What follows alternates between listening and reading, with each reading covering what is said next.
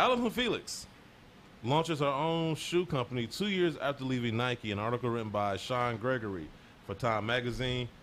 After leaving Nike in a high-profile breakup in 2019, America's most decorated female track and field Olympian, Allyson Felix, couldn't reach a sponsorship deal with any other footwear brands. That's crazy. The most decorated female track and field Olympian. We know she's why, struggling. though. We know why, though. Why? They had the skin to win. Well, yeah, you know. But, I mean, we know the situation why she even left Nike in the first place. Like, yeah, but for no other brand to... No, that sucks. That sucks. That definitely sucks. But she shouldn't have to be in that position in the first place because Nike wasn't paying their female athletes for getting pregnant. They weren't paying the maternity. Yeah, they weren't paying maternity. I'm trying to figure out, like, no other brand would just stepped up and said, you know what, like what we talked about with Foresight earlier. Like, come because on, here's the that's problem. the easy thing to do. All you gotta do is step in and do it. She carried integrity. She carried the medals. She didn't carry no clout. Yep. That's why they didn't sign her. Look at that treating Kobe. That is the sad but true part. That's what it's in. That's exactly and she's legitimate for real with the sneakers. And she's one of the first people early on the George Kill with the sneaker things. Yeah. Well, yep. So 100%. she's real respected and been around for a minute. And it sucks that that's happened. crazy, man. I know it sucks. That's crazy. It does, man. Under Armour could have picked her up. They could have rewrote their whole image. Yeah, you're right. So as soon as she go to the meeting and she heard about the parties, yeah, right. Yeah. That's why I said they could have changed their whole image. I'm out. We're gonna have Tim Coppins. Yeah, and then when she go to the shoe. meeting, she gonna have a Beyonce meeting. And old boy gonna say, "Yeah, I did the design. Look ghetto, ain't it? It look cool. Right? It's cool and ghetto, huh?" Yeah, my man did say the designs were for the ghetto. For the ghetto. Shout out to Tim Coppins. So anyway, so when the pandemic delayed Allyson's quest to make a fifth Olympic team last spring, she did something nearly unheard of. She decided to build a shoe company of her own. Allyson recently announced that she is launching Saysh. That's S-A-Y-S-H. Am I saying it right? Saysh? I think it's Saysh. Or Sachet, maybe. Saysh, like insatiable? I don't know. I mean, maybe.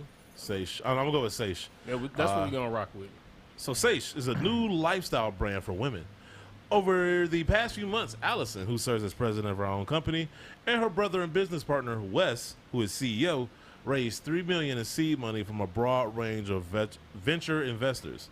When Allyson first left Nike, she signed an apparel deal with Athleta, becoming the first athlete spokesperson for the female-focused brand. Allyson is still with Athleta, which will offer the Saysh One shoe on their website beginning in August.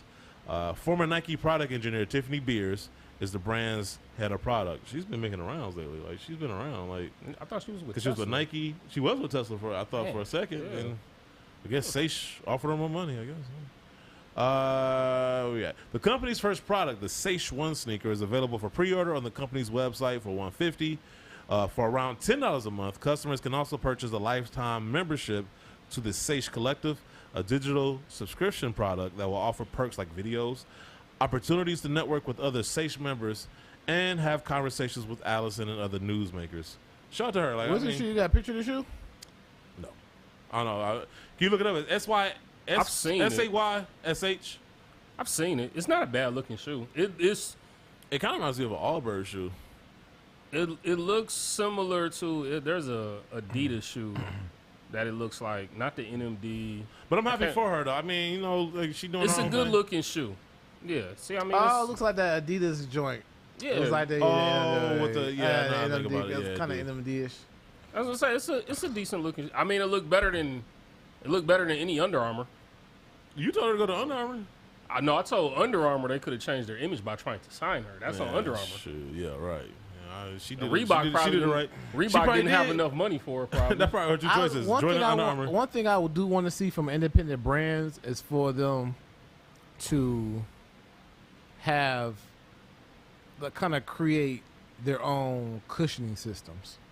Like everybody kind of use EVA. You know what I'm saying? What made Nike and Adidas kind of is when they start designing their own or coming up with their own cushioning setups. Yeah. That's what I really want to see because that's what is going to separate your product from everybody. You know, just the look. It's also the tech inside. Yeah, I agree with you 100% on that. I ain't ever think about it, but yeah, you're right. But I am proud of her in the fact that she did. She went out on a limb and started her own brand. Like, y'all not gonna treat me right. I'm gonna do it myself. started her own But brand that's and the- still that's- kept her but that's- partnership that's the- with the Athleta Yeah. to be able to still sell her brand. Like that's But that's the black woman Genius. mentality for you. If you ain't gonna act right, I'm gonna find somebody who will. Yeah. I'm gonna get it on my. That I'm gonna is get it the on my own black if I got woman. to. That is the black woman attitude. If you ain't gonna I act can do right, all, I'm I gonna can find do bad somebody all by who will. myself. So yeah. hey, I ain't mad at her. Especially like I said, the way Nike treated her, and you know, they tried to. I think they tried to clean it up after the fact.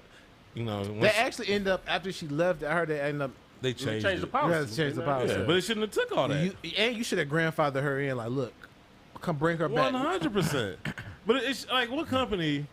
If you're gonna change the policy because somebody left for you, might as well bring her back to validate the reason you I mean, maybe changed. she didn't want to come back. You know, but I said Yeah. maybe They, she didn't but, want. I mean, but they could have.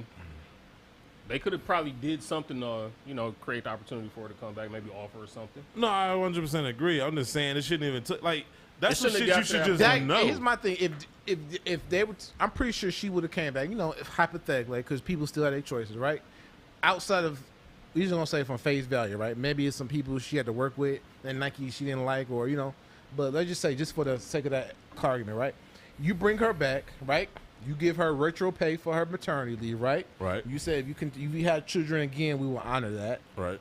And we're going to put you a part of Jordan brand.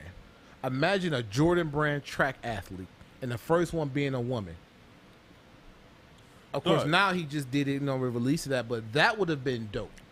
Everything you said was 100% correct, but I don't know. I can't even conjure up a valid reason why they didn't. You know what I'm saying? Other than just sheer. Kobe didn't have a lifetime deal. That's why. That lets you Sheer know the type of stupidity. people that are just making those decisions. Are the same people that's making. You think that was a Nico Harrison decision? Because apparently you can make decisions like that and then run an NBA team.